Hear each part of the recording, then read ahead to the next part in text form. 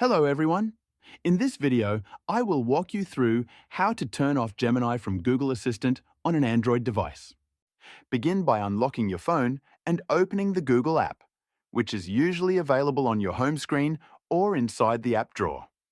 Once the app is open, go to the top right corner and tap on your profile picture or the circular icon showing your initial. This will open a menu with several options. From this menu, select the Settings option to continue. You will now be taken to the main settings page of the Google app.